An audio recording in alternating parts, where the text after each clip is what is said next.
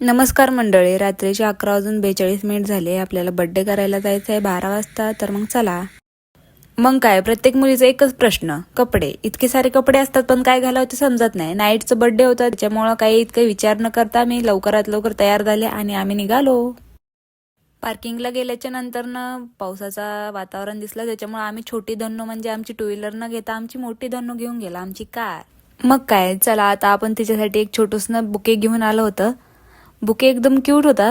Gift पण आणलं, पण गिफ्ट ते उद्यासाठी आहे. उद्या मोठं सेलिब्रेशन होतं, पण आता जस्ट बुके वगैरे घेऊन आलं होतं.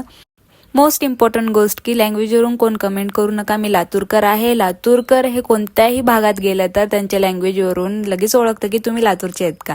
मी 3 वर्ष झालं पुण्यामध्ये राहते, पण माझ्या लँग्वेजमध्ये थोडं सुद्धा फरक नाही, त्याच्यामुळं नो कमेंट. वरती रूममध्ये आलं, रूममध्ये असं छोटूस ना असं क्यूटचं असं डेकोरेशन केली होती माझ्या फ्रेंडनं ह्या.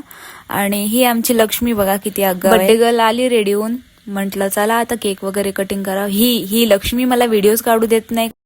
केक कटिंग वगैरे झालं, मस्त असं सेलिब्रेशन झालं, सगळे एन्जॉय केलं आम्ही.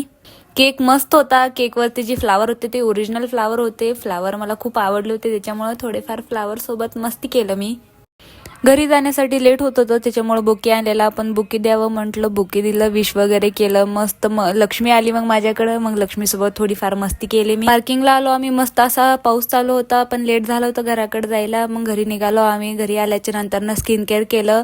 हे माझा फर्स्ट मिनी व्लॉग होता. तुम्हाला कसं वाटलं मला नक्की सांगा आणि बाय.